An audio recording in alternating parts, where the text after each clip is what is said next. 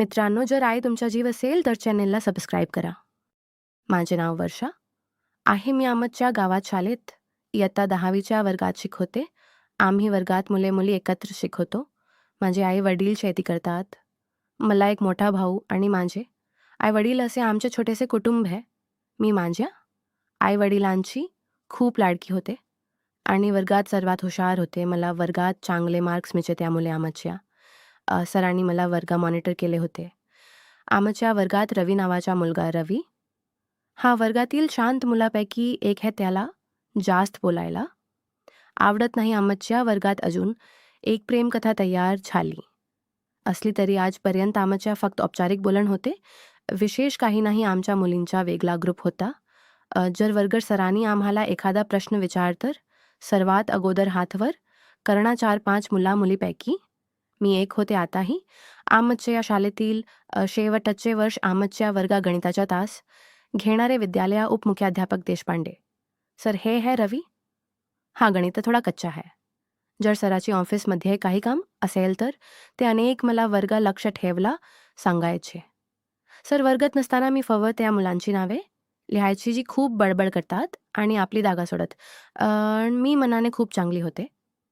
मी फक्त मुलींची नावे लिहायची, पण सर ते पूस टाकायचे जेणेकरून सरांनी कोणाला मारावे असे मला कधीच वाटत नव्हते. मी फक्त बरेच मुलींची नावे लिहायचे आणि सरनं अगोदर पुसही टाकायचे. पण काही मुलांची नावे नेहमी फ्यायाची. रवी हा शांत मुलगा असणे त्याचे नाव कधीच फ्या येत नव्हते. पण वर्गातील काही मुलींना असे वाटा की मी त्याच नाव मुद्दाम लिहित नाही. ते सर्व मला मागून रवी नाव चिरवा, पण आमच्या तसे काहीच नव्हते माझ्याशी.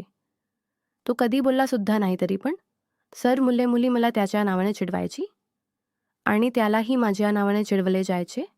एक दिवस आमच्या सरांना काही कार असत वर्गात यायला उशीर झाला. त्यामुळे मी वर्गा लक्ष ठेव होते, कारण सरांनी मला आधीच सांगितले होते की मी नसताना वर्गा लक्ष ठेवायचे आणि जर कोणी मस्ती केली तर त्याचे नाव फवर लिहायचे.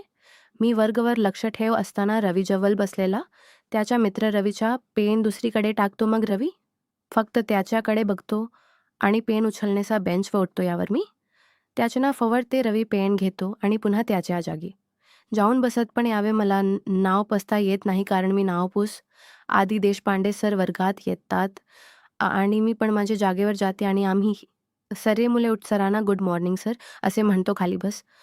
तो तिथक सराची लक्ष फवर लिहिलेल नावाकडे जाते. आज सर जरा जास्त रागा दिसत होते. त्यांनी रवीला समोर बोलावली. रवी समोर येता सरांनी रवीला खूप मारले. त्यावे वर्गात सुई पडल्यावर ही आवाज असता अशी भयान शांतता पसरली होती.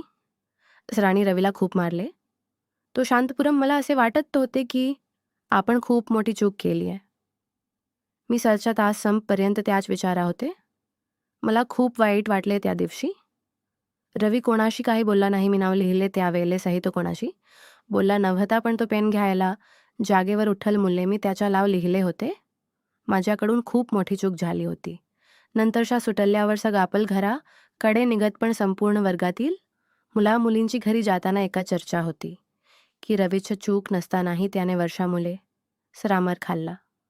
रवी पटकन खाली मान घालून घरी निघून जातो आणि त्याचा मित्र ज्याने त्याचा फॅन फेकला होता तो माफी मागण्याचा आणि सहानुभूती व्यक्त करण्यासाठी त्याच्या मागे मागे जातो. इकडे माझ्या मैत्रिणी आजच्या घटनेचा मलाच दोष देत होत्या. रवी गालावर हात ठेवून घरी जातो आणि आदर पडण्याचे निमित्त करून त्याच्या खोली जाऊन झोपतो. त्यानंतर मलाही घरी गेल खूप वाईट वाटते. मी घरी गेल्यावर माझ्या खोलीमध्ये जाऊन बसले. संध्याकाळ झाल्यावर आईने मला जेवला हाक मारली, पण आज माझ्या जेवायचा देखील मूड नव्हता.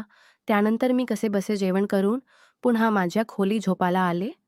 पण रवीच्या विचारा मी रात्रभर झोपू शक नाही. माझ्याकडे रवीच घरचा नंबरही नव्हता जेणेकरून मी त्याला कॉल करू शकेल. त्यानंतर मी सकाळ होण्याची वाट पाहू लागले जेणेकरून मी रवी भेटू शकेल आणि त्याला सॉरी म्हणू शकेल. जेव्हा सकाळ झाली आणि आज पहिल्यांदा शाळेत जायला मला उत्सुकता वाटत होती, म्हणून मी आज लवकर शाळेत पोचले. मी वर्गात गेल्यावर आजूबाजू पाहिले, पण रवी वर्गात दिसत नव्हता. रवी आज शाळेत आला नाही. आता मला दिवस काढणे खूप कठीण झाले होते. माझ्या मैत्रिणी माझ्यासोबत अशा वागत होत्या जसे काय मीच रवीला मारले हे संध्याकाळी सटते. त्यानंतर सराप आपल घराकडे निघत त्यावे मला असे वाटते की मी एकदा तरी रवीला त्या घरी जाऊन भेटा वे म्हणून मी रवीच मित्राकडून रवीच्या घराचा ॲड्रेस घेतला आणि माझ्या एका मैत्रिणीसह मी रवीच्या घरी गेले. तिथे गेल्यावर मी रवीच्या दाराकडे वाजवली. तेव्हा रवीने दार उघड मला पाहून रवी आश्चर्यचकित झाला. मी काही बोलना. तेथक रवी आईने विचारले, रवी कोण है रे? त्याला पाहून मी आणि माझी मैत्रीण रवीला बायक कर तितपत सुट आणि तिथे असलेल्या एका ट्रेन नागटच मागे जाऊन लपलो. त्यानंतर रवी त्याच्या आईला म्हणतो, दाराच्या कडी वाजवून कोण पून गेले ते मला माहीत नाही आता. रवीच्या आधारा शांत झाल्यासारखा मला वाटत होते, कारण त्याच्या माहितीप्रमाणे मला त्याच्या घरचा पत्ता माहीत नव्हता.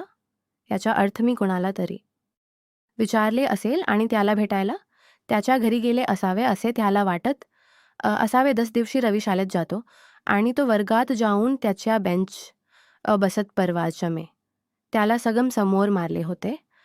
आज तोच त्या मुलीचा विचार करत होता.